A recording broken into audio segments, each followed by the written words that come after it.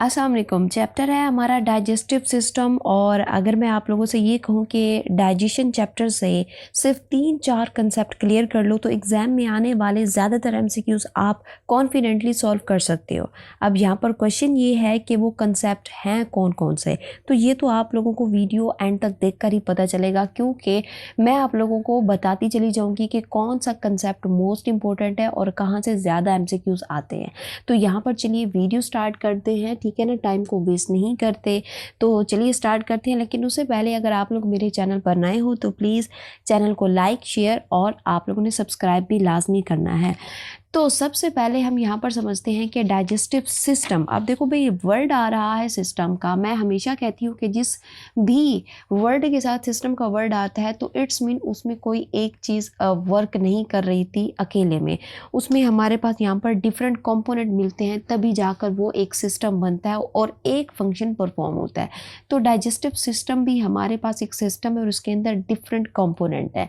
Digestive system को समझने से पहले और उसके कंपोनेंट को स्टडी करने से पहले मैं आप लोगों को एक टर्म है हमारे पास डाइजेशन, वो पहले समझ लेते हैं कि डाइजेशन किसको कहते हैं। डाइजेशन बेसिकली हमारे पास एक वो प्रोसेस होता है कि जिसमें हम क्या करते हैं, जो हमारी कॉम्प्लेक्स फूड हमने ली होती है, ठीक है, जो हमने कम्प्लेक्स फूड खाई है उस कम्प्लेक्स फूड को हम किस में कन्वर्ट कर देते हैं जी, सिंपल फूड के अंदर उसको कन्वर्ट कर देते हैं। तो इसको हम क्या कहते हैं, डाइजेशन कहते हैं। जैसे कि हम यहाँ पर एग्जांपल ले लेते हैं किस चीज़ की, कार्बोहाइड्रेट की हम एग्जांपल ले लेते हैं। तो कार्बोहाइड्रेट को अगर देखो तो ये एक पॉलीमर है। तो यहाँ पर जब हम इसको ब्रेक डाउन करते हैं तो इसके रिजल्ट में हमें यहाँ पर क्या मिलते हैं, यहाँ पर मोनोमर, जिसको हम क्या कहते हैं, ग्लूकोज कहते हैं, ये हमें यहाँ पर मिलते हैं। ठीक है, इतना समझ आ गया। अब मैं आपको बताती हूँ कि डाइजेस्टिव सिस्टम में कितने कंपोनेंट होते हैं। तो इसके मेजरली 2 कंपोनेंट होते हैं। एक को हम कहते हैं GIT यानी कि गैस्ट्रो इंटेस्टाइनल ट्रैक, या फिर इसका दूसरा नाम हमारे पास क्या होता है, एलिमेंट्री कैनाल होता है। अगर इसको मैं बताऊं तो ये तकरीबन जो है वो 9 मीटर या यूँ कहो कि 30 फीट इसकी क्या होती है, लेंथ होती है, और ये हमारे माउथ से स्टार्ट करके हमारे एनस तक गई होती है। ठीक है, दूसरा हमारे पास इसका जो कंपोनेंट होता है वो होता है जी एसेसरी ग्लैंड, जिसमें हम पैंक्रियास पढ़ेंगे, गॉल ब्लैडर पढ़ेंगे और लिवर के बारे में पढ़ेंगे। तो ये भी साथ में इनके क्या करते हैं, डाइजेशन में हेल्प करते हैं। तो वन बाय वन करके इन पार्ट्स को देखते हैं और इन पार्ट्स में फिर इनके जो सब पार्ट्स हैं वो मैं आपको बताती हूँ। कौन सा पार्ट कितना इंपॉर्टेंट है, कहाँ से क्वेश्चन आएगा, वो भी मैं आपको साथ साथ बताती चली जाऊँगी, बट शर्त ये है कि वीडियो को एंड तक देखिएगा। तो चलिए हम यहाँ पर स्टार्ट कर लेते हैं। पहला GIT ट्रैक, यानी कि जिसको हम एलिमेंट्री कैनाल भी कहते हैं। एलिमेंट्री कैनाल का जो पहला पोर्शन होता है उसको हम क्या कहते हैं, ओरल कैविटी कहते हैं। ओरल कैविटी को अगर देखो तो इसके अंदर फिर मज़ीद आप लोगों को कुछ कंपोनेंट मिलते हैं। जैसे कि पहला हमारे पास कंपोनेंट होता है जी लिप्स। लिप्स को देखो तो यहाँ पर इसकी जो कंपोजिशन होती है ये क्या होते हैं कि ये हाईली वस्कुलराइज स्केलेटल मसल होते हैं, और इसके जो लिप्स होते हैं ना, इसमें हमारे पास जो ये मसल होते हैं ना, इसमें मैनी सेंसरी एंडिंग होती है, और ये फूड को क्या करते हैं, इनका काम देखिए तो ये फूड को रिटेन करते हैं। अब देखो भाई, फूड को रिटेन करने के अलावा भी इनका एक और फंक्शन होता है, and that is the phonation. किसमें होता है जी, फोनेशन के अंदर इनका जो है वो रोल होता है, यानी कि ये जो हम बोल रहे होते हैं, जो हमारी साउंड प्रोड्यूस हो रही होती है, तो इसमें भी हमारे पास हमारे लिप्स जो हैं वो अपना फंक्शन परफॉर्म कर रहे होते हैं। नेक्स्ट ओरल कैविटी का जो कंपोनेंट है दैट इज दी टीथ्स।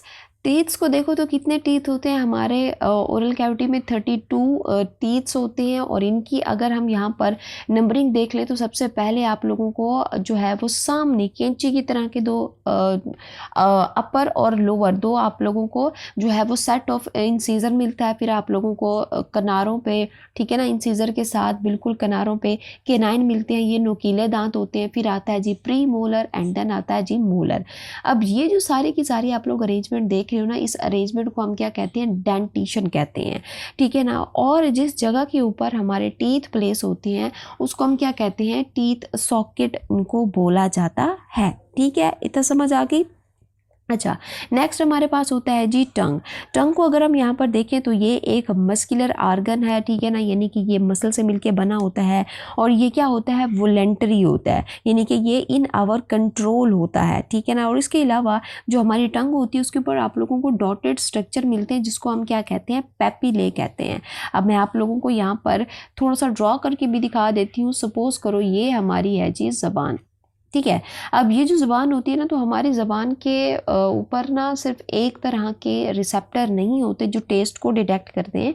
यहाँ पर डिफरेंट टाइप के डिफरेंट रिसेप्टर होते हैं। जैसे कि अगर हम अपनी ज़बान की टिप की बात करते हैं तो यहाँ पर आप लोगों को जो है वो कौन से टेस्ट के रिसेप्टर मिलते हैं, स्वीट, ठीक है ना, जो मीठा टेस्ट होता है उसको डिटेक्ट करते हैं यहाँ पर, ठीक है ना, यहाँ पर रिसेप्टर होते हैं। फिर आप थोड़ा सा साइड पर आ जाओ यहाँ पर, ठीक है ना, तो यहाँ पर जो रिसेप्टर होते हैं वो कौन सा टेस्ट डिटेक्ट करते हैं, सॉल्टी टेस्ट को डिटेक्ट करते हैं।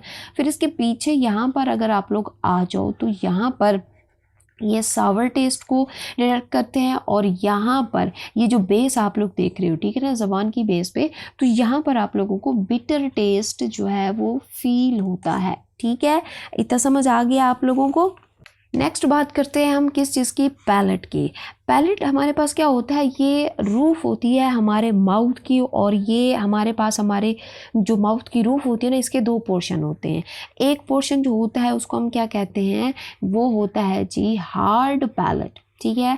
हार्ड पैलेट हमारे पास होता है, यानी कि अगर आप लोग अपने थंब से अपने माउथ की रूफ को अगर टच करोगे तो पहला जो पोर्शन होगा वो हार्ड होगा।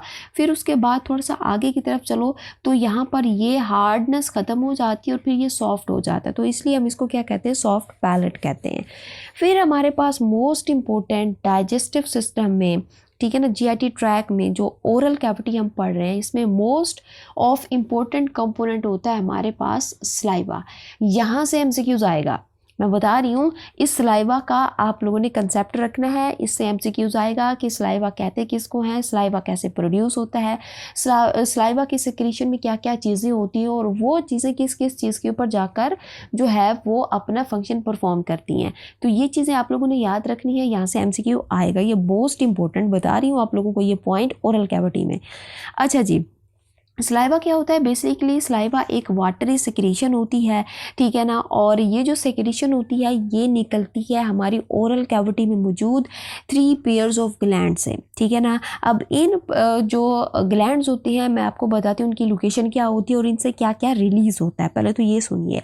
तो हमारे पास सबसे पहला होता है जी सबलिंगुअल ग्लैंड। सबलिंगुअल ग्लैंड को देखो तो ये हमारे पास क्या होता है, ये समाल होता है, ठीक है, ये समालर होता है बाकी दो के मुकाबले में। और यहाँ पर ये देखो तो ये कहाँ पर प्रेजेंट होता है, ये बिलो दी टंग आप लोगों को मिलता है, यानी कि हमारी जो ज़बान होती है ना उसके नीचे आप लोगों को ये यहाँ पर मिलता है, ठीक है ना। और यहाँ पर हमारे पास जो इसकी सेक्रेशन होती है, यानी कि ये जो चीज़ सेक्रेट करता है बाहर निकालता है, वो हमारे पास क्या होती है, म्यूको सेक्रेशन होती है। कौन सी, म्यूको, ठीक है ना, म्यूको सेक्रीशन इसकी यहाँ पर होती है। और इस सेक्रीशन में आप लोगों को बेसिकली क्या मिलता है जी, म्यूकस आप लोगों को देखने को मिलता है, ठीक है। ये मैंने बता दिया सबलिंगुअल ग्लैंड का। फिर दूसरा हमारे पास होता है जी सब मैंडिबल ग्लैंड, ठीक है ना। सब मैंडिबल ग्लैंड जो है अगर लोकेशन देखें तो ये कहाँ पर होता है, ये बिहाइंड दी जॉज आप लोगों को ये मिलता है, ठीक है ना। और यहाँ पर अगर हम इसकी सेक्रेशन की बात करें तो इसकी जो सेक्रेशन होती है वो कौन सी होती है जी, वो सीरस म्यूकस होती है, समझ आ गई। और इस सीरस म्यूकस में आप लोगों को क्या दिखता है, दो चीज़ें आप लोगों को दिखती है, एक आप लोगों को सलाइवा दिखता है और दूसरा आप लोगों को माइलेज आप लोगों को एक एंजाइम है वो दिखता है। अभी बताती हूँ माइलेज का क्या काम होता है। नेक्स्ट हमारे पास होता है जी पैरोटिड ग्लैंड। पैरोटिड ग्लैंड हमारे पास ये तीनों ग्लैंड्स में से लार्जेस्ट ग्लैंड होता है। और यहाँ पर अगर मैं बताऊँ तो ये कहाँ पर प्रेजेंट होता है, ये प्रेजेंट होता है इन फ्रंट ऑफ एयर। कहाँ होता है, in front of our air, ये यहाँ पर आप लोगों को देखने को मिलता है। और इसके अलावा यहाँ पर अगर हम इसकी सेक्रेशन देखें तो इसकी जो सेक्रेशन होती है वो कौन सी सेक्रेशन होती है, सीरस सेक्रेशन होती है। कैसी, सीरस सेक्रीशन होती है, यानी इसमें भी आप लोगों को क्या दिखेगा, जैसे कि ये सलाइवा और अमाइलेज, ये दोनों चीज़ें आप लोगों को इसमें क्या होंगी, ये दिखेंगी। अब यहाँ पर इन तीनों ग्लैंड से जो सेक्रीशन निकल रही है उसको अगर हम कंबाइनली देखें तो इसमें क्या क्या चीज़ें प्रेजेंट होती हैं, तो आप लोगों ने यहाँ पर याद रखना है। मैं आपको बता देती हूँ कि इन तीनों ग्लैंड्स की जो सेक्रीशन होती है उसमें क्या क्या होता है। सबसे पहले तो आप लोगों को वाटर मिलेगा, वाटर के साथ आप लोगों को यहाँ पर जो है वो म्यूकस भी मिलेगा, ठीक है। और म्यूकस के बाद आप लोगों को जो है वो सोडियम बाइकार्बोनेट भी दिखता है। अभी बताती हूँ उनके काम क्या होते हैं। फिर आप लोगों को जो है वो कुछ एंजाइम भी मिलते हैं, ठीक है, कुछ एंजाइम मिलते हैं। अब इस सेक्रेशन में सबसे ज़्यादा होता क्या है, ये जो हमारे पास म्यूकस और वाटर होते हैं ना, तकरीबन पूरी सेक्रेशन का ये 80% होते हैं।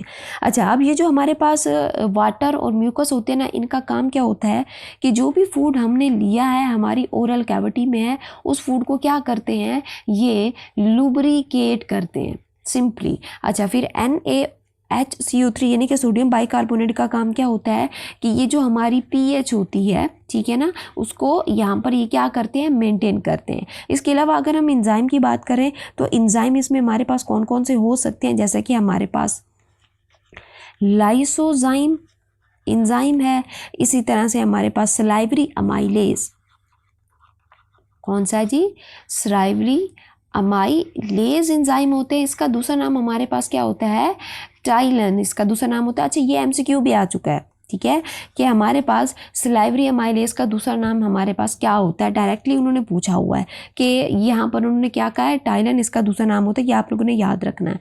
अच्छा जी, फिर हमारे पास इस एंजाइम में और क्या चीज़ होती है। अच्छा, यहाँ पर मोस्ट इंपॉर्टेंट आप लोगों को एंटीबॉडीज़ भी मिलते हैं। अब एंटीबॉडीज़ हमने पढ़ा था इम्यूनिटी में, इसकी डिफरेंट 5 टाइप्स होती हैं, तो इसमें आप लोगों को कौन सी एंटीबॉडी मिलेगी, IgA एंटीबॉडी आप लोगों को यहाँ पर देखने को मिलेगी। तो ये होती है हमारे पास तीनों ग्लैंड की सेक्रीशन, उनका मैंने आपको काम भी बता दिया। अब मैं आपको बताती हूँ कि फंक्शन ऑफ ओरल कैविटी क्या क्या होते हैं, यानी कि हमने जो भी ओरल कैविटी के अंदर पढ़ा, अब उसका ओवरऑल हम फंक्शन पढ़ रहे हैं। पहला इसका काम क्या होता है जी, सिलेक्शन ऑफ फूड, यानी कि ये फूड को सिलेक्ट करवाने में हमारी हेल्प करती है। और इस सिलेक्शन ऑफ फूड में हमारी सेंसेशन, यानी कि हमारा टेस्ट हो गया, स्मेल हो गया और टच हो गया, ये तीनों जो है यहाँ पर ये मिलकर फूड को सिलेक्ट करवाती हैं। फिर हमारे पास आता है जी मैकेनिकल डाइजेशन, ये ओरल कैविटी का दूसरा काम होता है कि इसमें हम क्या करते हैं कि जो फूड इंजेस्ट हुआ है, ठीक है, जो फूड क्या है, इंजेस्टेड फूड होता है, उस फूड को हम क्या करते हैं, उस फूड को हम फिजिकल ब्रेक डाउन करते हैं, ठीक है, फिजिकल ब्रेक डाउन करते हैं। और इस प्रोसेस को हम कहते हैं जी मैस्टिकेशन, यानी कि फूड को हमने अपने टीथ की मदद से ग्राइंड करके उसको छोटे छोटे पीसेस में कन्वर्ट कर दिया। अब यहाँ पर क्वेश्चन ये है कि इन छोटे छोटे पीसेस में कन्वर्ट किया ही क्यों, क्योंकि जो हमारे पास एंजाइम होते हैं ना, वो लार्जर मॉलिक्यूल के ऊपर सही से वर्क नहीं कर सकते, दैट्स वाई हमने इनको किस में कन्वर्ट कर दिया, स्मॉल पीसेस के अंदर कन्वर्ट कर दिया, ठीक हो गया। अच्छा, फिर हमारे पास मैस्टिकेशन के बाद जो तीसरा स्टेप आता है ओरल कैविटी का फंक्शन में, वो है जी chemical digestion of the food.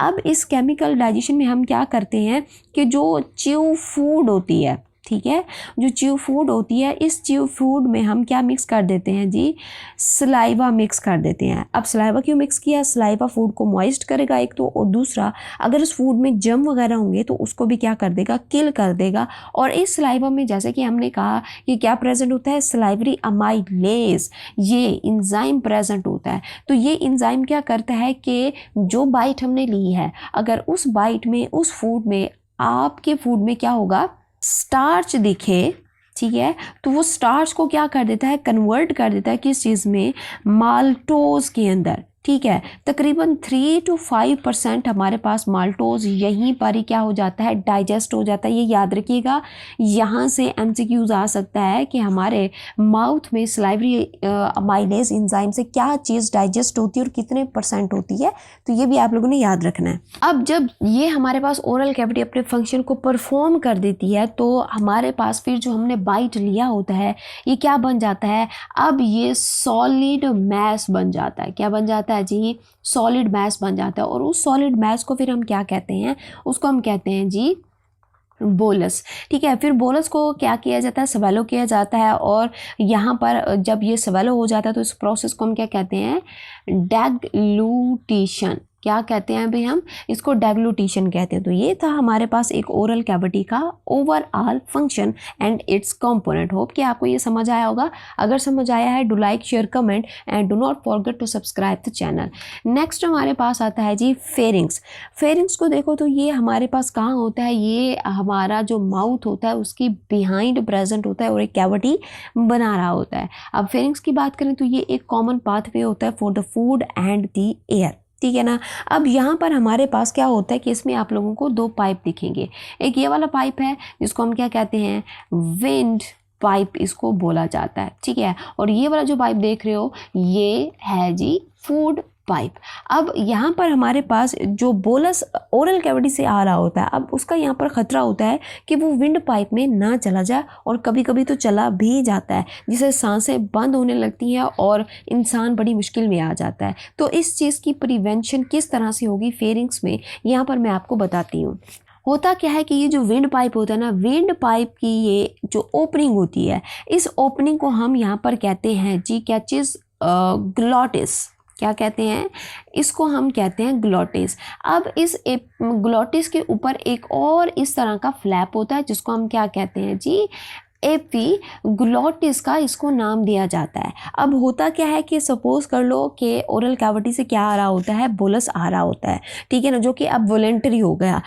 जब हम स्वेलमिंग करते हैं तो बोलस क्या करता है कि पीछे की तरफ फोर्स लगाता है, सॉफ्ट पैलेट भी, जिससे क्या होता है कि जो है वो ऊपर उठ जाता है, और बोलस जो है वो इस एपीग्लॉटिस पर आकर क्या करेगा, हीट करता है। अब जैसे ये हीट करता है तो यहाँ पर देखिए कि ये जो हमारे पास क्या होता है कि ग्लोटस है, ये वर्टिकल पोजीशन में है। तो ये जैसे ही इसके ऊपर बोलस आके हिट करता है तो ये यूं वर्टिकल से किस में आ जाता है, हॉरिजॉन्टल पोजीशन में आ जाता है, और यहाँ पर ग्लोटिस की ओपनिंग को बंद कर देगा, और एपीग्लोटस से बोलस टकराने के बाद किस में चला जाएगा, वो फाइनली जो है वो फूड पाइप में चला जाएगा। और इस तरह से हमारा जो फेरिंग्स होता है हमारी फूड को जो है वो विंड पाइप में जाने से रोकता है।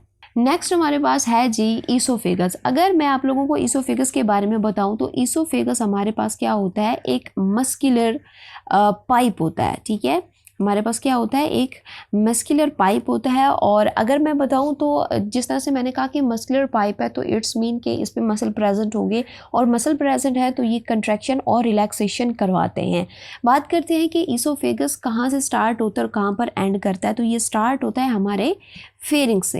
मैं यहाँ पे लिख दूँ कि ये स्टार्ट होता है कहाँ से, ये फेरिंग्स से स्टार्ट होता है और यहाँ पर ये एंड होता है। ठीक है ना, एंड कहाँ पर होता है, एंड होता है हमारा बिफोर स्टमक। ठीक है, बिफोर स्टमक ये यहाँ पर एंड होता है। और अगर मैं इसकी लेंथ की बात बताऊँ, ठीक है, इसकी लेंथ की बात बताऊँ, ये 20 to 25 सेंटीमीटर जो है वो इसकी क्या होती है, लेंथ होती है। और याद रखिएगा कि अगर इसका काम बताऊँ, ठीक है, इस ईसोफेगस का काम बताऊँ तो ये क्या करवाता है, ये पेरिस्टालसिस करवाता है, यानी जो बोलस हमारी ओरल कैविटी से आ रहा होता है उसको मूव करवाता है in the form of wave generation. ठीक है, वो मैं अभी आपको बताती हूँ। और याद रखिएगा कि यहाँ पर ईसोफेगस में कोई डाइजेशन नहीं होती, बस ये एक पाइप होता है जहाँ से फूड ने गुजर कर जाना होता है। अच्छा, अब जैसे कि मैंने कहा कि ईसोफेगस जो है वो यहाँ पर एक मूवमेंट को जनरेट करवाता है, that we call the peristalsis.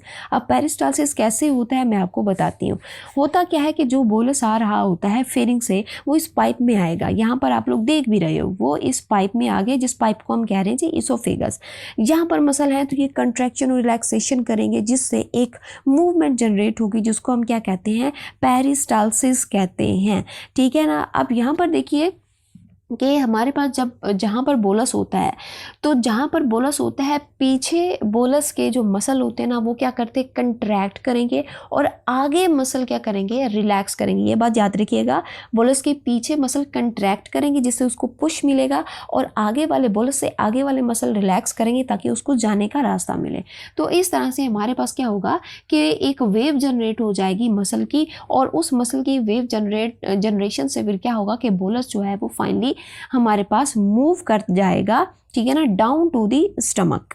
तो ये हमारे पास थी जी पेरिस्टालसिस। इसके अगेंस्ट एक और मूवमेंट भी होती है जिसको हम कहते हैं जी एंटी पेरिस्टालसिस। अब एंटी पेरिस्टालसिस को अगर हम यहाँ पर देखें, ये पेरिस्टालसिस का उलट है, यानी कि पेरिस्टालसिस में जो फूड थी वो ओरल कैविटी से स्टमक में जा रही थी, लेकिन एंटी पेरिस्टालसिस में स्टमक से फूड रिवर्स करके हमारे माउथ में जाएगा और उस कंडीशन को हम क्या कहते हैं, वॉमिट कहते हैं। अब ऐसा क्यों होता है, यानी कि एंटी पेरिस्टालसिस क्यों होता है? अगर सपोज करो कि स्टमक में इरिटेशन हो गई या इंटेस्टाइन में कुछ जो है वो इरिटेशन हो गई, इरिटेशन बोले तो क्या, यानी कि आपने फूड खाया, फूड स्पॉइल था, आपको पता नहीं चला, ठीक है ना, आपने खा लिया, या फूड में कोई टॉक्सिन वगैरह थी या फिर कोई जर्म थे जिन्होंने जाकर जो है वो इन्फेक्शन कर दिया फौरी तौर पर। तो ये सारी चीज़ें जो होती हैं ना, ये हमारे ब्रेन में सिग्नल देती हैं। अब ब्रेन में हमने पढ़ा कि डिफरेंट पोर्शन होते हैं, तो ब्रेन के किस पोर्शन में जाके सिग्नल देंगे, मेड्यूला ऑब्लंगेटा को जाके सिग्नल देंगे। मेड्यूला ऑब्लंगेटा रिस्पॉन्स में क्या करेगा, स्टमक और इंटेस्टाइन को सिग्नल देता है कंट्रैक्शन का, लेकिन अपोजिट डायरेक्शन में, और फिर फूड जो है वो बैक टूवर्ड इसोफेगस क्या कर दी जाती है, पुश कर दी जाती है, ठीक है ना। इसको हम क्या कहते हैं, ये हमारे पास है जी एंटी पेरिस्टालसिस। अच्छा, एक और टर्म भी होती है और आप सारे बाखूबी उससे वाकिफ हो, जिसको हम क्या कहते हैं, हंगर पैंग्स। अब हंगर पैंग्स क्या होते हैं भाई? हंगर पैंग्स का मतलब ये होता है कि जब आपका स्टमक बिल्कुल ही क्या हो जाए, एम्प्टी हो जाए, तो उसकी कंट्रैक्शन जो होती है ना वो हायर हो जाती है, या फिर हम यूँ कहें कि जब बॉडी के अंदर जो ब्लड ग्लूकोज लेवल है वो लो हो जाए, तो इससे भी क्या होता है, भूख का एहसास होता है। अब थोड़ी बहुत भूख नहीं, बहुत ज़्यादा भूख का लगना, ठीक है ना, जिससे जो है वो हमारे स्टमक से आवाज़ें भी आना स्टार्ट हो जाती हैं, तो उस कंडीशन को हम क्या कहते हैं, हंगर पैंग्स कहते हैं।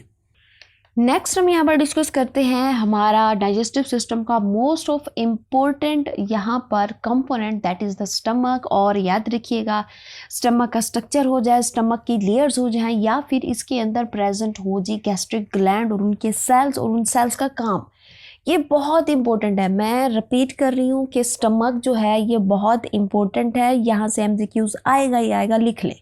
मैंने एक वीडियो बनाई थी जिसमें मैंने आप लोगों को गैस पेपर बताया बायोलॉजी का, ठीक है, उसको भी आप लोगों ने ना अच्छे से देखना है, क्योंकि वहाँ मैंने आप लोगों को वो इम्पोर्टेंट टॉपिक बताए हैं चैप्टर्स के जिनसे एमसीक्यूज आएंगे, ठीक है ना। 1 बाय 1 करके मैंने बताए हैं चैप्टर्स और उनके अंदर मोस्ट इंपॉर्टेंट टॉपिक, तो आप लोगों ने वो भी लाजमी करने हैं, ठीक है। तो यहाँ पर मैं आपको बता दूँ कि हमारे पास स्टमक जो होता है वो एक जे शेप मस्कुलर ऑर्गन होता है, मसल से मिलके बना होता है। लोकेशन की बात करें तो ये left side below the diaphragm present होता है, और इसके अंदर आप लोगों को ना स्फिंक्टर्स मिलते हैं। अब स्फिंक्टर्स को मैं सिंपल वर्ड में बोलूँ तो हम इसको यूँ कहें कि इनको हम डोर्स कह सकते हैं, ठीक है। तो ये डोर्स होते हैं, कितने होते हैं, 2 होते हैं। अब मैं आपको बता देती हूँ वो डोर्स होते कहाँ कहाँ पर हैं। एक हमारे पास होता है जी ईसोफेगस। अच्छा, यहाँ पर मैं लिख रही हूँ ईसो, ठीक है ना, ईएसओ। ईसो मतलब क्या है कि ये ईसोफेगस है, पूरा नहीं लिख रही, ठीक है, आप लोग समझ जाइएगा। ईसोफेगस, और दूसरा हमारे पास स्टमक में होता है, ठीक है ना, स्टमक के स्टार्ट पर होता है, ठीक है ना। तो यहाँ पर उसको हम नाम दे देते हैं जी कार्डियक स्फिंक्टर का। फिर दूसरा हमारे पास जो स्फिंक्टर होता है वो कहाँ पर होता है, जो स्टमक होता है, स्टमक के एंड पर, ठीक है ना। यहाँ पर ये क्या होता है, ये स्टार्ट पॉइंट पर होता है, ठीक है, और ये स्टमक के कहाँ पर होता है, एंड पर होता है। और यहाँ पर जो हमारी स्मॉल इंटेस्टाइन होती है, ठीक है ना, स्मॉल इंटेस्टाइन के यहाँ पर कहाँ पर होता है जी, स्टार्ट पर होता है, और इसका नाम हमारे पास क्या होता है, पाइलोरिक। क्या होता है जी, पाइलोरिक स्फिंक्टर इसका यहाँ पर नाम होता है। अच्छा, अब ये स्फिंक्टर्स यहाँ पर क्यों प्रेजेंट होते हैं, यूँ समझ लें कि ये यहाँ पर हमारे पास क्या होता है कि फूड को वापस आने और ले जाने में यहाँ पर क्या करते हैं, इनको प्रिवेंट करते हैं। और बेसिकली ये स्फिंक्टर क्या होते हैं, मस्कुलर होते हैं, और ये कंट्रैक्ट और रिलैक्स हो सकते हैं।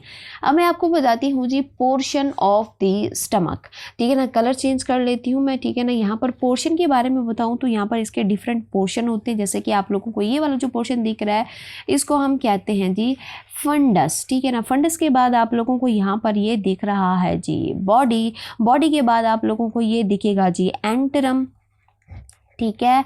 एंट्रम के बाद आप लोगों को यहाँ पर दिखेगा जी पाइलोरिस आप लोगों को दिखता है, और ये वाला जो पोर्शन होता है ना इसको हम क्या कहते हैं जी, इसको हम कहते हैं कार्डियक, क्या कहते हैं, कार्डियक कहते हैं। अच्छा, जो दो स्फिंक्टर की बात की है तो यहाँ पर मैं आपको बता देती हूँ, ठीक है। ये वाला जो स्फिंक्टर देख रहे हो, ठीक है ना, इसको हम क्या कहते हैं, कार्डियक स्फिंक्टर, ठीक है ना, कार्डियक स्फिंक्टर कहते हैं। और ये वाला जो आप लोग देख रहे हो इसको हम क्या कहते हैं, पाइलोरिक स्फिंक्टर, ठीक है। ये मैंने आप लोगों को यहाँ पर बता दिया। अच्छा, अब मैं आप लोगों को बताऊँ तो जो फंडस होता है ना, ये इस फंडस में आपको सिर्फ और सिर्फ क्या दिखती है, गैस दिखती है। और कार्डियक हमारे पास ये जो वाला पोर्शन होता है ना, कार्डियक में जस्ट फूड जो है वो क्या करती है, वो एंट्री लेती है बस, ठीक है ना। और जो बॉडी होता है ना, बॉडी, ये हमारे पास इसका मेन जो है वो पार्ट होता है। और यहाँ पर फूड को क्या किया जाता है, फूड को ग्राइंड किया जाता है सिंपली, ठीक है। इतना समझ आ गया आप लोगों को? अगर यहाँ तक समझ आ गया है प्लीज़ लाइक कर दें, शेयर कर दें और अपना फीडबैक लाजमी दे दें।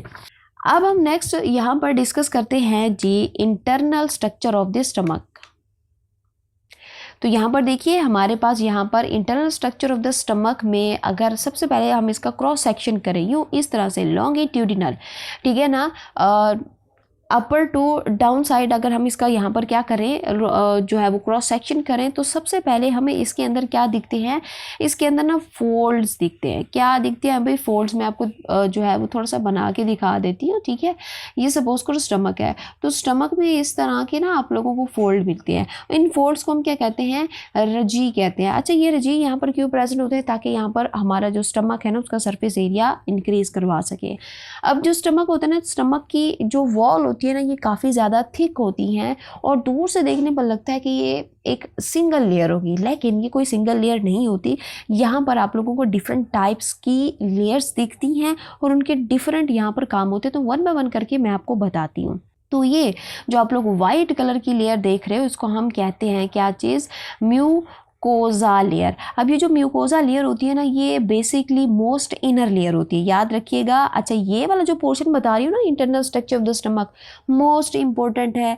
क्वेश्चन यहाँ से आएगा ही आएगा, लिख लें, क्वेश्चन यहाँ से आएगा कि कौन सी लेयर जो है वो कहाँ पर प्रेजेंट होती है, किस चीज़ से मिलके बनी होती है, उसका काम क्या होता है, ये आप लोगों ने याद रखना है, ठीक है ना। बार बार कह रही हूँ, यहाँ से एमसीक्यू आएगा, इसको याद रखना है। पहला कंसेप्ट मैंने बताया था कि जो ओरल कैविटी में स्लाइवा होता है वहाँ से एमसीक्यू आएगा। दूसरा ये मैंने बताया है जो स्टमक है, स्टमक ओवरऑल पूरा स्टमक आप लोगों ने याद रखना है, ठीक हो गया। अच्छा, अब यहाँ पर हमारे पास जैसे कि मैंने कहा कि ये मोस्ट इनर लेयर होती है और इसमें आप लोगों को क्या क्या दिखता है, यानी कि ये लेयर किस चीज़ से मिलके बनी होती है। इसमें आप लोगों को नर्व्स दिखती हैं, इसमें आप लोगों को ग्लैंड्स दिखते हैं और आप लोगों को यहाँ पर जो है वो ब्लड वेसल भी देखने को मिलती हैं। और इसका काम देखें हैं तो इसका काम क्या होता है, ये डाइजेशन करवाती हैं। अब डाइजेशन क्यों करवाती हैं वो भी मैं आपको बताऊंगी, ठीक है। और इसके अलावा ये क्या करती हैं, किल करती हैं जर्म्स को। फूड के अंदर जो जर्म आएगा, ठीक है ना, अगर ओरल कैविटी से बच गया तो यहाँ पर इसकी धुलाई दोबारा से हो जाएगी। दूसरा हमारे पास होता है म्यूकोजा के बाद ये वाली जो आप लोग येलो लेयर देख रहे हो इसको हम क्या कहते हैं, सब म्यूकोजा लेयर, ठीक है। अब ये जो सब म्यूकोजा लेयर होती है ना, ये म्यूकोजा के बाद की लेयर होती है और ये बनी होती है जी कनेक्टिव, ठीक है, कनेक्टिव टिश्यू से मिलकर बनी होती है। इसमें भी आप लोगों को क्या दिखते हैं, ब्लड वेसल दिखती हैं और आप लोगों को जो है वो नर्व्स दिखते हैं। अच्छा, अब सब म्यूकोजा का काम क्या होता है कि ये जो म्यूकोजा लेयर होती है ना, इसको सपोर्ट और फ्लेक्सिबिलिटी प्रोवाइड करती हैं। ये खुद लिख लें, काम इसका खुद लिख लें। अच्छा, नेक्स्ट आप लोगों को ये जो ग्रीन कलर की लेयर दिख रही है, ठीक है ना, जिसको हम क्या कहते हैं, मस्क्यूलरिस एक्सटर्ना, मस्क्यूलरिस एक्सटर्ना इसको यहाँ पर बोला जाता है। अब ये जो मस्क्यूलरिस एक्सटर्ना होती है ना, ये किस चीज़ से मिलकर बनी होती है, ये यहाँ पर स्मूथ मसल से मिलकर यहाँ पर बनी होती है। और इसके अंदर आप लोगों को एक मसल नहीं, आप लोगों को 3 तरह के मसल दिखाई देंगे। पहला हमारे पास यूँ इस तरह से करके ये कौन सा होगा जी, लॉन्गिट्यूडिनल होगा, ठीक है, लॉन्गिट्यूडिनल होगा। दूसरा आप लोग यहाँ पर इस तरह से देखोगे ये सर्कुलर होगा और फिर तीसरा यूँ इस तरह से करके दिखेगा, आप लोगों को ओब्लीक मसल यहाँ पर दिखेंगे। इनका फंक्शन क्या होता है कि ये इनवोलेंटरी होते हैं। ये वाले जो मस्क्यूलरिस एक्सटर्ना के स्मूथ मसल जो होते हैं ना, ये इनवोलेंटरी होते हैं। इनको ब्रेन से सिग्नल मिलता है, फिर ये डाइजेशन करते हैं और फूड में क्या करवाते हैं, ये जूसेस को मिक्स करवाते हैं, जिससे हमारे पास यहाँ पर क्या हो जाती है, केमिकल डाइजेशन हो जाती है। अच्छा, फिर हमारे पास लास्ट लेयर आती है हमारे स्टमक की, that is the serosa layer, ठीक है। अब ये जो सिरोसा लेयर होती है ना, ये बहुत ज़्यादा थिन होती है और ये भी किस चीज़ से मिलके बनी होती है, कनेक्टिव टिश्यू से मिलकर यहाँ पर ये बनी होती है। और इसका काम क्या होता है कि ये कनेक्ट करती है किस चीज़ को, ये कनेक्ट करती है हमारे स्टमक को टू एब्डोमिनल कैविटी, ठीक है। एब्डोमिनल कैविटी से हमारे स्टमक को क्या करती है, ये कनेक्ट कराती है, इसका ये काम था, ठीक है। अच्छा, अब ये तो हमने पढ़ लिया जी internal structure of the stomach, इसमें हमने लेयर्स का जिक्र किया। हम जो सुनते हैं कि जी भाई हमारा जो स्टमक होता है ना, उसके अंदर आप लोगों को गैस्ट्रिक ग्लैंड मिलते हैं और उन गैस्ट्रिक ग्लैंड से फिर गैस्ट्रिक जूस होता है, ठीक है, निकलता है। तो यहाँ पर हमने किसी भी गैस्ट्रिक ग्लैंड का जिक्र नहीं किया। तो अब वो गैस्ट्रिक ग्लैंड कहाँ पर होते हैं, ठीक है ना, क्या क्या सेल्स होते हैं उसके अंदर, उन सेल्स का क्या काम होता है, वन बाय वन करके मैं आपको बताती हूँ। तो चलिए हम यहाँ पर पढ़ते हैं जी गैस्ट्रिक ग्लैंड। अब ये गैस्ट्रिक ग्लैंड मोस्ट इंपॉर्टेंट है, यहाँ से सवाल आएगा, लिख लें, सवाल आएगा, मैं बता रही हूँ, मैं आप लोगों को यकीन से कह रही हूँ कि यहाँ से सवाल आएगा, इसको ज़रूर कीजिएगा। सबसे पहले सवाल हमारे पास ये है कि ये गैस्ट्रिक ग्लैंड होते कहाँ पर हैं। मैं आपको बता दूँ, जो हमने पीछे लेयर्स पढ़ी हैं, ठीक है ना, उन लेयर्स में हमारे पास एक लेयर पीछे मैं आपको बता देती हूँ, ये जो क्या होती है, म्यूकोजा लेयर, ठीक है ना। यहाँ पर आप देख रहे हो कि इस म्यूकोजा लेयर के साथ आप लोगों को क्या दिख रहे हैं, पिट्स दिख रहे हैं, छोटे छोटे गड्ढे दिख रहे हैं, ये आप लोग ये देख रहे हो, ठीक है ना। इन गड्ढों को ही बेसिकली हम क्या कहते हैं, गैस्ट्रिक ग्लैंड हम इनको बोलते हैं, ठीक है। तो ये होते हैं हमारे पास गैस्ट्रिक ग्लैंड। अब इन गैस्ट्रिक ग्लैंड के अंदर ना आप लोगों को मज़ीद सेल्स दिखते हैं, वन बाय वन करके उन सेल्स को देखते हैं। तो ये जो ब्लू कलर में आप लोग सबसे पहले जो सेल देख रहे हो उसको हम क्या कहते हैं, एपिथेलियल सेल। कौन से सेल होते हैं, एपिथेलियल सेल होते हैं। बेसिकली ये हमारे पास जैसे ही हम फूड खाते हैं और सबसे पहले स्टमक में फूड जो आती है और जिस चीज़ से, जिन सेल से टकराती है, टच होती है जिससे पहले तो वो हमारे पास एपिथेलियल सेल होते हैं। फिर आप लोगों को यहाँ पर ये जो येलो कलर के सेल दिख रहे हैं इसको हम क्या कहते हैं, म्यूकस, ठीक है ना, म्यूकस, या फिर अच्छा COUS स्पेलिंग चेक कर लीजिएगा। और या फिर इनका दूसरा नाम हमारे पास क्या होता है, गोबलेट सेल होते हैं। अच्छा, ये हमारे पास जो सेल होते हैं ना, ये क्या प्रोड्यूस करते हैं, ये याद रखिएगा, ठीक है ना, याद रखिएगा कि ये क्या प्रोड्यूस करते हैं, म्यूसिन प्रोड्यूस करते हैं, ठीक है ना, जो कि हमारे पास क्या होती है, एक तरह की म्यूकस होती है जो स्टमक की वॉल को क्या करती है, प्रोटेक्ट करती है। और इसके अलावा ये जो म्यूकस होता है ना, जो हमारे पास ये गोबलेट सेल से निकल रहा होता है, इसका काम हमारे पास हमारी फर्स्ट लाइन ऑफ डिफेंस के अंदर भी होता है और ये यहाँ पर जो है वो लुब्रिकेशन भी प्रोवाइड करते हैं फूड को। अच्छा, फिर नेक्स्ट यहाँ पर आप लोग जो रेड कलर के सेल देख रहे हो इनको हम क्या कहते हैं, पेरिटल, या फिर हम इसको क्या कहते हैं, ऑक्जेंटिक सेल इनको बोला जाता है। अब ये जो है ना, ये सेल क्या सीक्रेट करते हैं, ये HCl को क्या करते हैं, निकालते हैं, ठीक है ना। अब ये HCl को निकालते हैं और फिर यहाँ पर हमारे पास ये जो पेरिटल सेल होते हैं ना, जो हमारा स्टमक होता है उसकी जो pH होती है उसको भी क्या करते हैं, 2 से 3 तक एडजस्ट करके रखते हैं, यानी कि ये बहुत ज़्यादा एसिडिक करके इनको रखते हैं।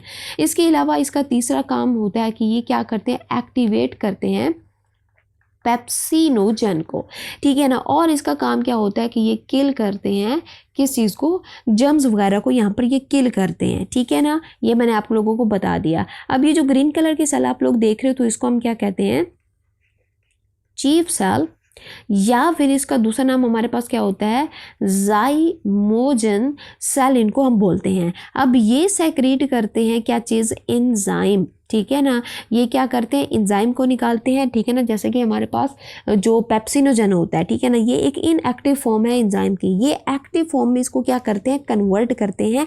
और इसके लिए ना, इसकी कन्वर्जन के लिए यहाँ पर इसको चीफ सेल को क्या चाहिए होता है, HCl, जो कि कौन रिलीज कर रहा होता है, पेरिटल सेल रिलीज कर रहे होते हैं। फिर हमारे पास यहाँ पर जो वाइट कलर के आप लोग सेल देख रहे हो ना, इसको हम क्या कहते हैं, G सेल कहते हैं। बेसिकली ये एंडोक्राइन सेल होते हैं और ये हार्मोन को रिलीज़ करते हैं और उस हार्मोन का हमारे पास नाम क्या होता है जी, गैस्ट्रिन हार्मोन, ठीक है ना। अब ये जो हार्मोन होता है ना, फिर इसका काम क्या होता है कि ये रेगुलेट करते हैं गैस्ट्रिक जूस प्रोडक्शन को और स्टमक की मोटेलिटी को भी क्या करते हैं, यहाँ पर कंट्रोल करवाते हैं, नेक्स्ट मैं आप लोगों को यहाँ पर बताती हूँ कि ये सारा कुछ लिखा हुआ जो मैंने अभी पीछे यहाँ पर आप लोगों को बताया कि एपिथेलियल सेल का क्या काम है, म्यूकस का, पेरिटल सेल का, चीफ सेल और जी सेल, ठीक है ना, ये मैंने अभी आप लोगों को पीछे पढ़ाया है।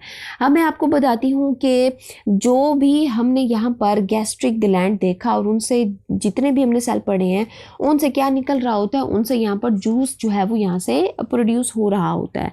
अब उस जूस में हमारे पास क्या क्या चीज़ें प्रेजेंट होती हैं, एक तो म्यूकस होता है, HCl होता है, गैस्ट्रिन होता है और प्रोरेनिन एक हमारे पास क्या होता है, एंजाइम होता है। तो ये यहाँ पर प्रेजेंट होते हैं। अब मैं वन बाय वन करके मैं आपको बता देती हूँ कि म्यूकस किस तरह का होता है और क्या इसका काम होता है। म्यूकस को देखो तो यहाँ पर ये प्रोटेक्टिव लिक्विड होता है। क्या होता है जी? प्रोटेक्टिव लिक्विड होता है, ठीक है ना। ये स्टमक की वॉल को ना एसिड से बचाता है। कौन सा एसिड? HCl से बचाता है, क्योंकि HCl जो है ना बहुत ज़्यादा क्या होता है, स्ट्रॉन्ग होता है। इसके अलावा यहाँ पर अगर मैं आपको बताऊँ तो ये जो pH होती है ना, pH को भी क्या करता है, मेंटेन करता है, ठीक है, pH को भी मेंटेन करता है। और इसके अलावा ये एक्ट करता है, एक्ट एज बफर, यानी कि एसिड के इफेक्ट को यहाँ पर क्या करता है, न्यूट्रलाइज करता है। और अगर यहाँ पर एसिड को न्यूट्रलाइज ना किया जाए तो एसिड जो है वो हमारे स्टमक की वॉल को खाना शुरू कर देगा, जिससे अल्सर हो जाएगा और स्टमक में प्रॉब्लम शुरू हो जाएगी।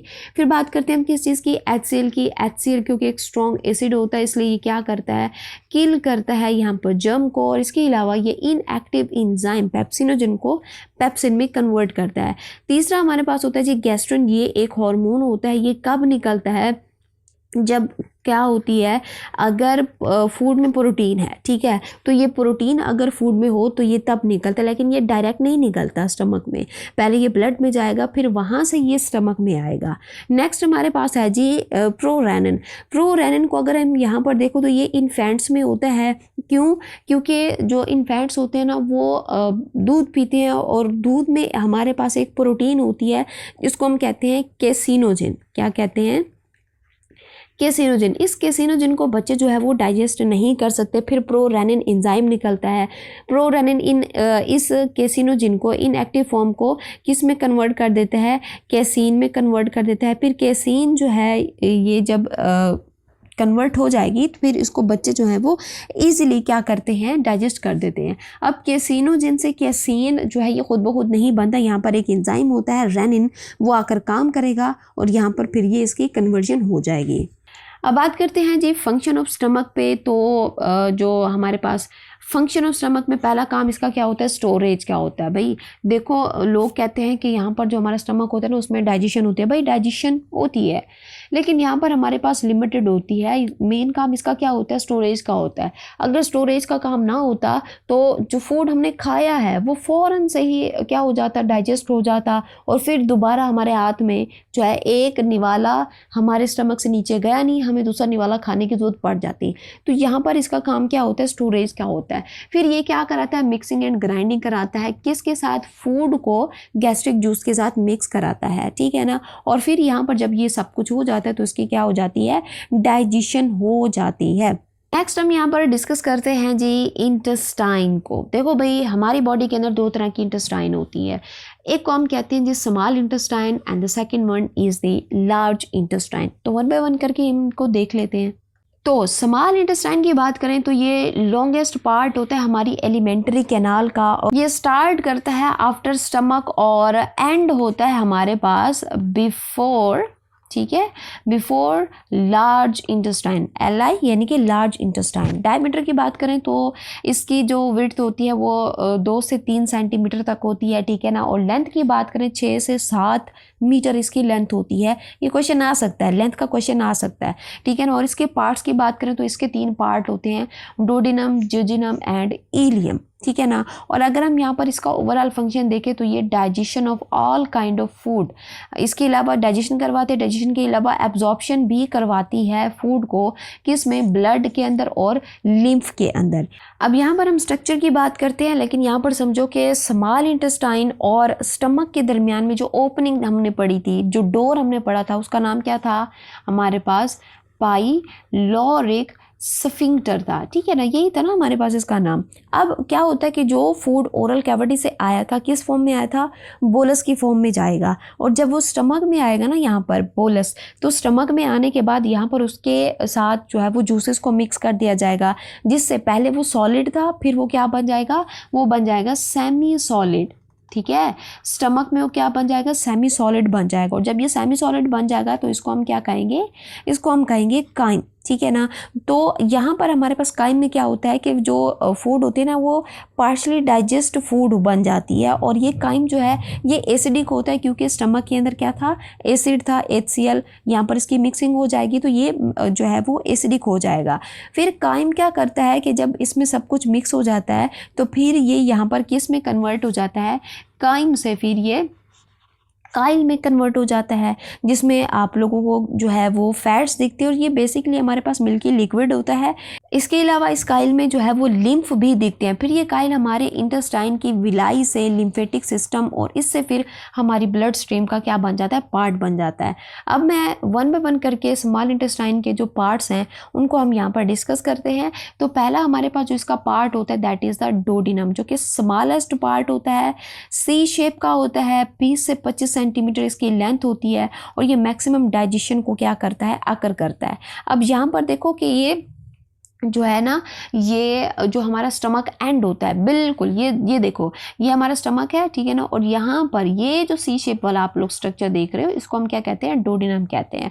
फिर बात करते हैं हम जोजिनम की, ये सेकंड पार्ट होता है, ठीक है ना। आफ्टर जोजिनम ये स्टार्ट हो जाता है, और इसकी जो लेंथ होती है ना ये 2.4 मीटर इसकी लेंथ होती है। ये कॉइल्ड स्ट्रक्चर होता है, वेस्कुलर है, यानी कि यहाँ पर आपको ब्लड वेसल्स भी दिखती हैं, और मैक्सिमम एब्जॉर्प्शन यहाँ पर होती है। ये याद रखिएगा कि जो हमारा डोडिनम था इसमें मैक्सिमम डाइजेशन हो रही थी, लेकिन जो हमारा क्या है जी, जोजिनम है, इसमें मैक्सिमम एब्जॉर्प्शन हो रही होती है, ठीक है ना। ये जो आप लोग सारा कॉइल्ड स्ट्रक्चर देख रहे हो ये हमारे पास क्या है, जोजिनम है। फिर आता है जी इलियम, ये लॉन्गेस्ट एंड लास्ट पार्ट होता है, ये 3.5 मीटर इसकी लेंथ होती है। ये ओपन हो जाता है हमारे पास यहाँ पर किस चीज़ में, हमारी लार्ज इंटेस्टाइन में, और यहाँ पर डाइजेशन जो है वो कंप्लीट हो जाती है। नेक्स्ट हम यहाँ पर बात करते हैं जी हमारे एक्सेसरी ग्लैंड्स की, यहाँ से MCQs आते हैं। तो सबसे पहले हम डिस्कस कर लेते हैं कि इस चीज़ को, ये आप लोग देख रहे हो एक लीफ लाइक स्ट्रक्चर है जिसको हम क्या कह रहे हैं जी, पेंक्रियास कह रहे हैं। अब पेंक्रियास को देखो तो लीफ लाइक एक स्ट्रक्चर होता है, और इसके अंदर ना आप लोगों को एक डक्ट दिखती है जो कि स्मॉल इंटेस्टाइन में जाके ओपन हो रही होती है। ये देखिए, ये डक्ट आप लोग देख रहे हो और ये ओपन हो रही है, और इस डक्ट को हम यहाँ पे नाम क्या दे देते हैं जी, पैंक्रियाटिक, क्योंकि पैंक्रियास से निकल रही है तो उसको हम क्या कहते हैं, पैंक्रियाटिक डक्ट, इसको हम यहाँ पर बोल दे देते हैं। अच्छा, अब यहाँ पर ये जो पैंक्रियास होता है ना, इसके अंदर आप लोगों को दो पोर्शन दिखते हैं, ठीक है ना। एक होता है इसका एंडोक्राइन पोर्शन, दूसरा होता है एक्सोक्राइन पोर्शन। एंडोक्राइन वाले पोर्शन को हम नहीं पढ़ रहे क्योंकि ये केमिकल कोऑर्डिनेशन में इसका रोल होता है। हम यहाँ पर पढ़ रहे हैं जी एक्सोक्राइन, ठीक है ना, जो कि हमारे पास ये क्या रिलीज़ करता है, ये पैंक्रियाटिक जूस जो है वो यहाँ पर क्या करेगा, ये निकालेगा। अब पैंक्रियाटिक जूस में कौन कौन सी चीज़ें होती हैं वो मैं अभी आपको आगे चल के बताऊंगी। फिलहाल अभी यहाँ पर ये याद रखिए कि पैंक्रिया से क्या निकलता है, पैंक्रियाटिक जूस निकलता है। फिर आप लोग ये जो रेड कलर वाला स्ट्रक्चर देख रहे हो, बेसिकली ये हमारे पास क्या होता है जी, लीवर होता है, ठीक है ना। और ये लार्जेस्ट इंटरनल ऑर्गन होता है हमारी बॉडी का। यहाँ से क्या निकल रही होती है, यहाँ से हमारे पास जो है डक्ट निकल रही होती है, जिसको हम क्या कहते हैं जी, हेपाटिक डक्ट इसको बोला जाता है, ठीक है ना। यहाँ पर आप लोगों ने ये देख लिया। अच्छा, अब लीवर जो है, लीवर क्या प्रोड्यूस करता है, लीवर जो है यहाँ पर बाइल को प्रोड्यूस करता है, और फिर ये बाइल जो है स्टोर हो जाता है किस चीज़ में, ये हमारे गाल ब्लैडर में स्टोर हो जाता है, ठीक है ना। अब यहाँ पर मैं आपको बताऊँ कि बाइल की कंपोजिशन क्या होती है, कि इसमें क्या क्या चीज़ें आपको मिलती हैं। यहाँ पर आप लोगों को वाटर दिखता है, बाइल सॉल्ट भी आप लोगों को देखने को मिलता है। इसके अलावा यहाँ पर आप लोगों को जो है फॉस्फोलिपिड भी आप लोगों को देखने को मिलता है, ठीक है ना। अब ये जो बाइल होता है ना बेसिकली येलोइश कलर का होता है। और एक बात याद रखिएगा कि लीवर के अंदर ना एक स्पेशल सेल होते हैं जिसको हम क्या कहते हैं, कप्फर सेल्स कहते हैं। बेसिकली ये मैक्रोफेज के तौर पर जो है यहाँ पर काम करते हैं और इम्यूनिटी भी प्रोड्यूस करवाते हैं, ठीक है, समझ आ गया। अब हमारे पास नेक्स्ट जो एक्सेसरी ग्लैंड है दैट इज दी क्या होता है जी, गॉल ब्लैडर, ठीक है। ये आप लोग ब्लू कलर में जो देख रहे हो उसको हम क्या कहते हैं, गाल ब्लैडर कहते हैं। अच्छा, ये हमारे पास पेयर शेप का होता है, ये कनेक्ट होता है हमारे लीवर से, और यहाँ लीवर जो है फिर इसको क्या करता है, यहाँ पर इसको बाइल वगैरह देता है। लीवर ने जो बाइल बनाया था वो इस गाल ब्लैडर के पास आता है, ठीक है ना। गाल ब्लैडर इसको स्टोर करता है और ज़रूरत के मुताबिक इसको जो है वो फिर रिलीज़ करके यहाँ फिर हमारे पास एक कॉमन डक्ट होती है जिसको हम यहाँ पर क्या कहते हैं, पैंक्रियाटिक डक्ट। यहाँ से फिर यहाँ पर हमारे स्मॉल इंटेस्टाइन में भेज दिया जाता है। तो ये हमारे पास कहते हैं एसेसरी ग्लैंड्स। अब हम यहाँ पर बात करते हैं कि जो इंटेस्टाइन है, इंटेस्टाइन के अंदर ना यहाँ पर आप लोगों को एक स्ट्रक्चर दिखता है जिसको हम क्या कहते हैं, विलाई कहते हैं। अब विलाई के अंदर का स्ट्रक्चर किस तरह का होता है, देखो भाई जो स्मॉल इंटेस्टाइन होता है ना, उसके जोजिनम और इलियम, इन दोनों में आप लोगों को क्या दिखते हैं, सर्कुलर फोल्ड्स दिखते हैं, जैसे कि आप लोग इस डायग्राम के अंदर देख रहे हो। इन फिंगर लाइक फोल्ड्स को हम क्या कहते हैं, विलाई कहते हैं। अच्छा, इन विलाई के ऊपर जो सेल्स आप लोगों को यहाँ पर जो ग्रीन कलर के सेल्स इस विलाई के ऊपर दिख रहे हैं, इसको हम क्या कहते हैं, माइक्रो विलाई इनको हम यहाँ पर बोलते हैं, जो कि एपिथेलियल सेल के मिलकर बने होते हैं। और इस विलाई में ना आप लोगों को ब्लड वेसल भी दिखाई देंगे, ठीक है ना। अब कौन कौन सी ब्लड वेसल होंगी, यहाँ पर ये आप लोग देख रहे हो, इसको हम क्या कहते हैं, कैपिलरी कहते हैं, ठीक है। ये यहाँ पर कैपिलरी होगी। कैपिलरी के बाद आप लोगों को ये जो येलो कलर में दिख रही है वो ये है हमारे पास लैक्टियल है, ठीक है ना। यहाँ पर आप लोग देख रहे हो, ठीक है ना। और ये आप लोग देख रहे हो क्या चीज़, आर्टरीज आप लोग देख रहे हो। अच्छा, यहाँ पर हमारे पास ये लैक्टियल क्यों होती है, ये बेसिकली हमारे लिम्फेटिक सिस्टम का पोर्शन होता है, और इसके साथ भी यहाँ पर क्या होते हैं, ये आप लोग देख रहे हो यहाँ पर ब्लड वेसल होती है। अब होता क्या है कि यहाँ पर ये लैक्टियल क्यों प्रेजेंट होती है, क्योंकि जो फूड हमने लिया है उसमें जो फैट्स होते हैं, उसमें जो लिपिड होते हैं ना, वो डायरेक्टली हमारे ब्लड में नहीं जाते। पहले लैक्टियल का पोर्शन बनेंगे, फिर उसके बाद ये कहाँ पर जाएंगे, ब्लड स्ट्रीम में जाएंगे। अब हम यहाँ पर डिस्कस करते हैं क्या चीज़, function of the small intestine. याद रख ले मेरी एक बात, इस फंक्शन से एमसीक्यूज आएगा। इसके चाहे एंजाइम हो या चाहे हमारे पास इसके डाइजेशन हो, एब्जॉर्प्शन हो, कुछ भी हो, यहाँ से एमसीक्यूज आएगा, ध्यान से कीजिएगा।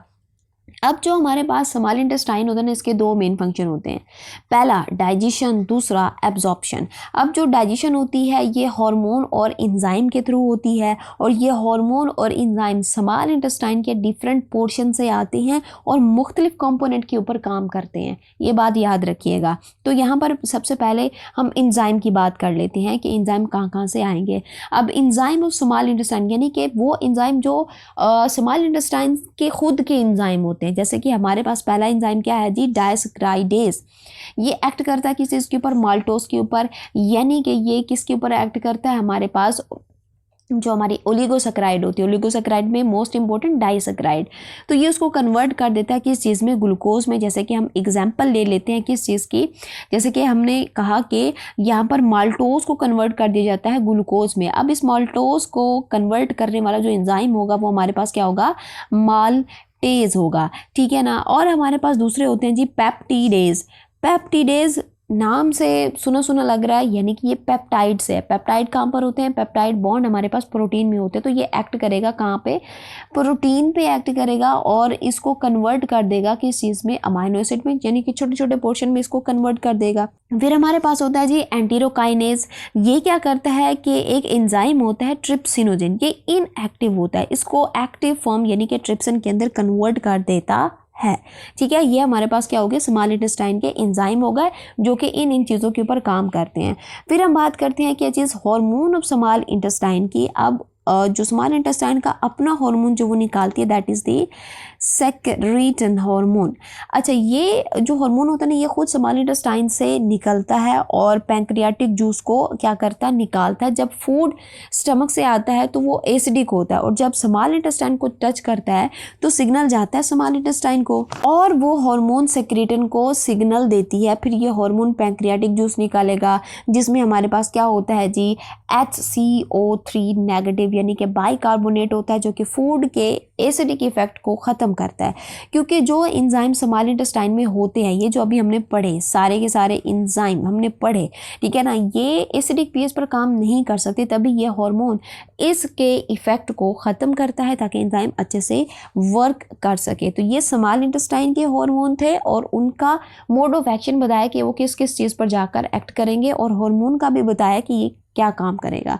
नेक्स्ट हम बात करते हैं जी एंजाइम ऑफ पैंक्रियाटिक जूस। जो पैंक्रियास से जूस निकल रहा था पैंक्रियाटिक जूस, उसमें कौन कौन से एंजाइम है। यहाँ पर हमारे पास पैंक्रियाटिक अमाइलेज है, ठीक है ना, ये स्टार्च के ऊपर काम करता है और ग्लूकोज और फ्रक्टोज को क्या करता है, इसमें कन्वर्जन करवा देता है स्टार्च की। फिर आता है हमारे पास प्रोटियोलिटिक एंजाइम, ये प्रोटीन को किस में कन्वर्ट कर देता है, अमाइनो एसिड में। फिर ट्रिप्सिनोजन होता है, ये ट्रिप्सिन में कन्वर्ट कर देता है, ठीक है ना, और डाइजेस्ट करवाता है किस चीज़ को, प्रोटीन को। फिर होता है कार्बोक्सी पेप्टिडेज, ये डाइजेस्ट करता है प्रोटीन को। फिर होता है लाइपेज, लाइपेज जो है वो लिपिड के ऊपर एक्ट करके उसको फैट और ग्लाइसरोल में क्या करवाता है जी, यहाँ पर डाइजेस्ट करवाता है, इसको कन्वर्ट कराता है। तो सबसे ज़्यादा एंजाइम आपको कहाँ पे दिख रहे हैं, हमारे पैंक्रियाटिक जूस में जो है वो आपको दिख रहे हैं। यहाँ से भी एमसीक्यू आएगा, चाहे वो स्मॉल इंटेस्टाइन के एंजाइम हो, चाहे वो पैंक्रियाटिक जूस के एंजाइम हो, कुछ भी हो, यहाँ से एमसीक्यू आएगा। बार बार कह रही हूँ, स्मॉल इंटेस्टाइन से एमसीक्यू आएगा, ठीक है। फिर हमारे पास एक चीज़ होती है जी बाइल साल्ट, जो लीवर से निकल रहा था और गाल ब्लैडर में स्टोर हो रहा था। अब इसमें होता हमारे पास क्या है, इसमें हमारे पास साल्ट होते हैं। अब ये साल्ट क्या काम करते हैं कि जो फूड हमने लिया उसमें अगर लिपिड है, लिपिड जो है वो किस में होता है, वो बड़े बड़े टुकड़ों में होता है। तो वो बड़े बड़े टुकड़ों में एज इट इज़ तो डाइजेस्ट नहीं होता, ठीक है ना। तो फिर उसको सबसे पहले क्या किया जाता है, छोटे पीसेस में यहाँ पर कन्वर्ट किया जाता है। अब छोटे पीसेस में कन्वर्ट कराने के लिए बाइल चाहिए, ठीक है ना। और बाइल जैसे ही यहाँ पर आता है तो ये लिपिड बड़े मॉलिक्यूल से छोटे मॉलिक्यूल में कन्वर्ट हो जाते हैं, और इस प्रोसेस को हम क्या कहते हैं, इमल्सिफिकेशन बोला जाता है इस चीज़ को, ठीक है। तो यहाँ पर हमने देखा कि ये जो सारे का सारा हमने देखा कि एंजाइम ऑफ स्मॉल इंटेस्टाइन था, फिर हार्मोन ऑफ स्मॉल इंटेस्टाइन था, फिर पैंक्रियाटिक जूस और बाइल साल्ट हमने देखा। तो ये सारी चीज़ें किस में हेल्प कर रही थी, स्मॉल इंटेस्टाइन के फंक्शन डाइजेशन में हेल्प कर रही थी। अब हम बात करते हैं जी स्मॉल इंटेस्टाइन का दूसरा function, that is the absorption in the small intestine. अब देखो भाई, जो फूड डाइजेस्ट हो गई है by the action of enzyme bile, या फिर अगर हम यूँ कहें कि हमारे पास जो भी स्मॉल इंटेस्टाइन का हार्मोन निकला है, उनके एक्शन से फूड वहाँ पर मैक्सिमम फूड वहाँ पर क्या हो जाती है, डाइजेस्ट हो जाती है। फिर उसने क्या होना होता है, एब्जॉर्ब, यानी कि उसने स्मॉल इंटेस्टाइन से कहाँ पे जाना है, हमारे ब्लड में जाना है, ठीक है। तो यहाँ पर फिर होता क्या है कि जो भी हमारे पास डाइजेस्टेड फूड होती है, यानी कि हमारे पास अमाइनो एसिड है, हमारे पास ग्लूकोज है, हमारे पास वाटर है, और हमारे पास क्या होता है जी, फैटी एसिड होता है। इन सब पर जो है वो हम क्या करते हैं, एटीपी को खर्च करके ना इनको विलाई का पार्ट बना दिया जाता है, ठीक है ना। सब यहाँ से क्या हो जाते हैं, एब्जॉर्ब हो जाते हैं, सिवाय हमारे पास किस चीज़ के, फैटी एसिड के। फैटी एसिड जो है यहाँ पर क्या होता है कि ये एब्जॉर्ब नहीं होता। इसके साथ फिर हम एक और काम करते हैं। अब वो क्या होता है कि हमारे पास जो फैटी एसिड होता है, ठीक है, ये जो फैटी एसिड है इसके साथ हम प्रोटीन को ऐड कर देते हैं, तो इसका स्ट्रक्चर चेंज हो जाता है, जिसको हम क्या कहते हैं, काइलोमाइक्रोन इसको आप बोला जाता है। फिर ये आसानी से आएंगे और लैक्टियल का हमारे पास यहाँ पर क्या करेंगे, पार्ट बनेंगे।